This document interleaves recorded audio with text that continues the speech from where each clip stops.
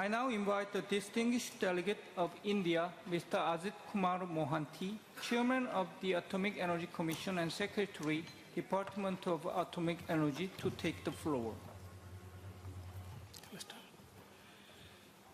Mr. President, Director General Grossi, Excellencies, ladies and gentlemen, Namaste, a very good morning to all of you. On behalf of the Government of India, I extend my warm greetings to the International Atomic Energy Agency and its member states. I feel privileged to represent India and deliver this national statement to this august audience. I convey my sympathy to our host, Austria, for the difficulty they faced due to an unprecedented flooding. I also welcome the newly admitted members of the agency.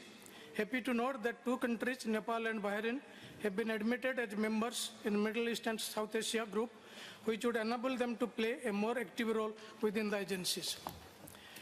Mr. President, please accept our heartiest congratulations on your election to the post of President of the 68th session of the General Conference of IAEA.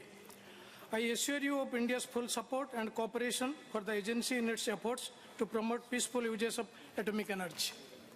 This year is special to us as you are at 70th year of our existence as a Department of Atomic Energy. It gives me great pleasure to show that we are able to harness the goodness of atomic energy for the benefit of society and environment in the true spirit of atoms in the service of mankind. I am proud to mention here that India continues to broaden its horizon through basic and directed research in the field of nuclear science and technology, both for power and non-power applications of atomic energy.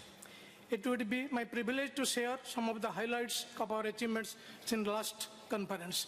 Mr. President, Atomic Energy Regulatory Board continued to maintain regulatory oversight on the nuclear and radiation installation to ensure that activities are conducted in a safe and secured manner. Some of the notable regulatory clearances were permission for fast approach to criticality, low power physics experiments, Phase C commissioning, and progressively raising the power of Unity 4 of Kakrapar atomic power projects in the state of Gujarat, and core loading of control and safety rod, blanket, etc. in the prototype fast breeder reactor. Towards capacity addition, Nuclear Power Corporation of India Limited has started commercial operation of 2 units of indigenous 700 megawatt pressurized heavy water reactors at Kakrapar Atomic Power Station in last 1 year. Also, initial fuel loading is completed in another unit of 700 megawatt PHWR at Rajasthan Atomic Power Station. Closed fuel cycle being the cornerstones of Indian nuclear power program, country's first prototype 500 megawatt fast breeder reactor at Bhavini is undergoing core loading, paving the way for fast approach to criticality. Towards strengthening the fuel supply chain, a greenfield nuclear fuel complex at Kota, Rajasthan has now entered in advanced commissioning stage, which will mainly cater the requirement of the upcoming fleet of indigenously built PHWRs. As India sets its path to establish itself as a developed nation, Viksit Bharat, Government of India has envisaged a significantly greater role for nuclear energy in next 2 decades to ensure dual challenge of energy security and balancing climate goals. Towards that pursuit, our government has recently announced to partner with the private sector for setting up of Bharat Small Reactor, research and development of Bharat Small Modular Reactor, and newer technology for nuclear energy. Acknowledging the role of clean hydrogen in energy transition and the potential use of nuclear energy in production of clean hydrogen, Bhabha Atomic Research Center has forayed into pilot-scale demonstration of copper chlorine thermochemical cycle of hydrogen production.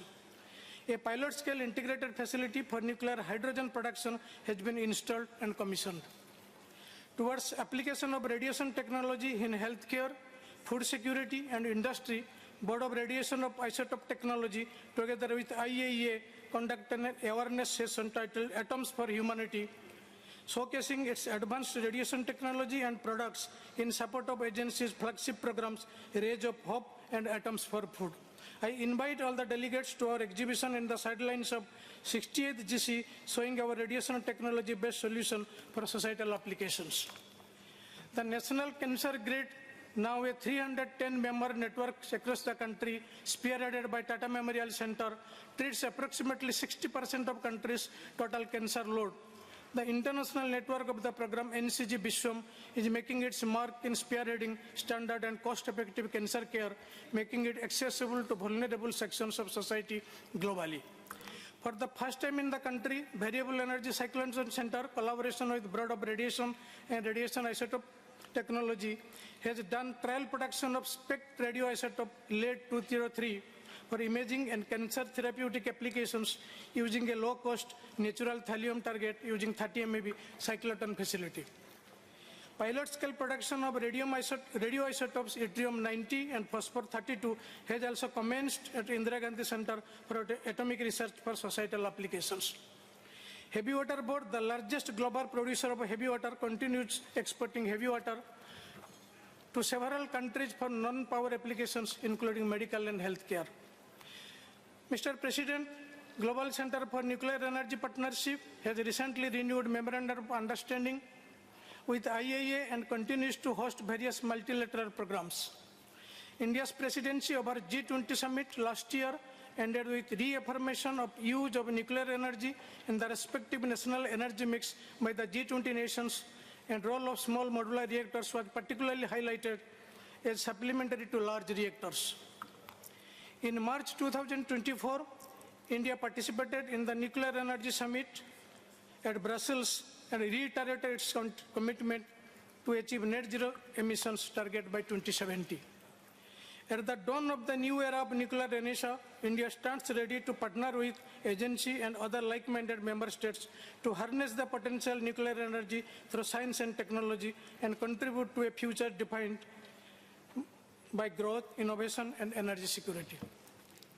With that, I, on behalf of my beloved nation India, extend our sincere gratitude to the city of Vienna, the people, and the government of Austria for the hosting the General Conference of IAEA. India remains committed to the peaceful use of nuclear energy, both on the research and application fronts. We wish the 60th General Conference a grand success. Thank you, and Jai Hind.